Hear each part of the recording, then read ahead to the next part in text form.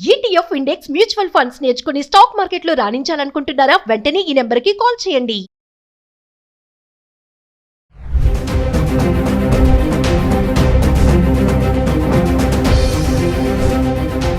Hi hello నమస్తే, welcome back to Suman TV. ప్రస్తుతం మనతో పాటు ఉన్నారు consumers affairs committee chairman Mandari Krishna Reddy గారు.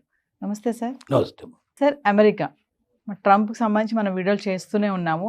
మరి కొత్తగా అమెరికాలో ఉన్నటువంటి భారతీయ విద్యార్థులను భయపెడుతున్నటువంటి కొత్త బిల్, ఓపీటీ బిల్, అది రద్దు చేసేశాడు.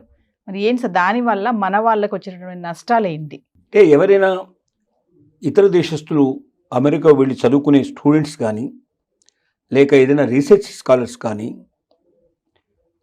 ఎడ్యుకేషన్ సంబంధించినటువంటి లైన్లో ఉన్న వాళ్ళకి ఎక్కువ భాగం అమెరికాలో ఒక విధానం కొనసాగుతోంది.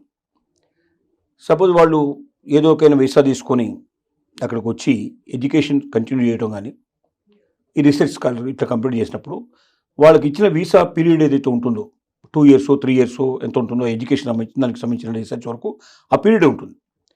ఆ పీరియడ్ తర్వాత కూడా 1 సంవత్సరం నుంచి 3 సంవత్సరాల దాకా వాళ్ళు అక్కడే ఉండి జాబ్స్ చేసుకుంటూ ఇంకా ఫర్దర్గా ఆ రీసెర్చ్ లోపల ఇంకా ముందుకెళ్ళడానికి కానీ, ఎడ్యుకేషన్లో ముందుకెళ్ళడం కానీ, లేదా జాబ్ ఏదైనా చూసుకోవడానికి పాసిబిలిటీ కానీ దానికి తగినట్టుగా ఒక అవకాశం గతంలో ఉండేది.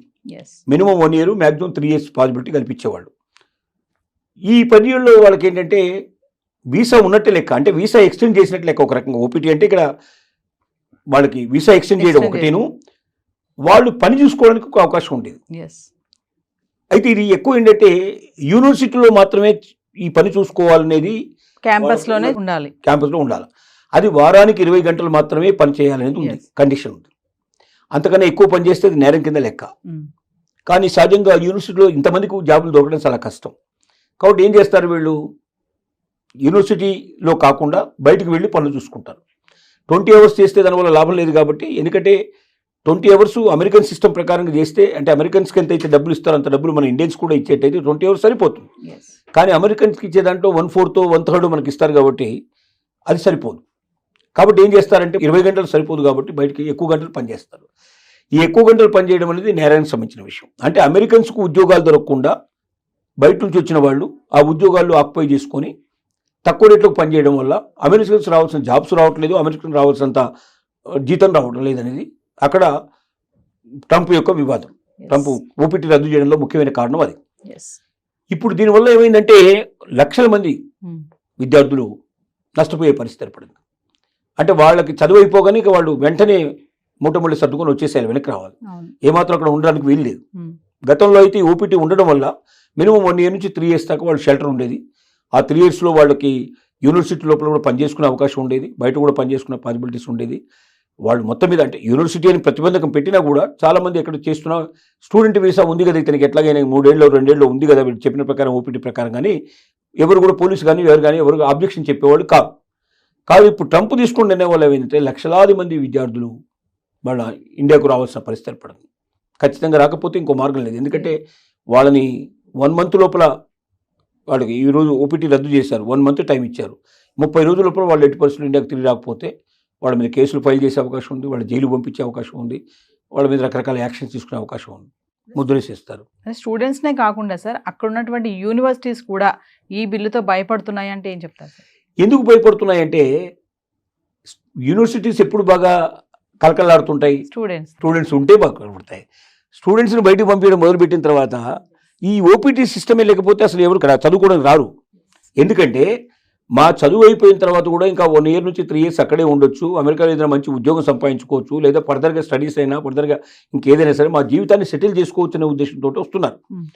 నీకు నీ చదువు వరకు మాత్రమే కంప్లీట్ చేసుకుని పోవాలంటే అమెరికానే రావాల్సిన అవసరం లేదు. ఇండియాలో కూడా మంచి చదువు ఉంది మనకు, ఇండియాలో కూడా మంచి యూనివర్సిటీస్ ఉన్నాయి మనకు. ఇవి కాకుండా అమెరికా కన్నా తక్కువ ఖరీదు చేసేవి, తక్కువ ఖర్చు అయ్యేటువంటి అనేక దేశాల లోపల యూనివర్సిటీస్ ఉన్నాయి, ఇంకెక్కడికైనా వెళ్ళొచ్చు. అమెరికాలో పర్టికులర్గా ఎందుకు వస్తున్నారంటే అమెరికాలో పార్ట్ టైం జాబ్ చేసుకునే అవకాశం ఉంది, చదువుకునేటప్పుడు కూడా పార్ట్ టైం చేసుకోవచ్చు. అలాగే చదువు అయిపోయిన తర్వాత కూడా 1 year నుంచి 3 years ఇక్కడ ఉండొచ్చు. మనం ఈ లోపల మనం ఏదో ఒక ఉద్యోగం సంపాదించుకొని మనం పూర్తిగా సెటిల్ కావచ్చు 100% అనే ఉద్దేశంతో మాత్రమే అమెరికాకు వస్తున్నారు. ఇప్పుడు ఓపీటీ తొలగించిన తర్వాత ఇక అక్కడ ఉద్యోగాలు వస్తాయనేది కల్లా, అక్కడ వెయిటింగ్ పీరియడ్ లేదు.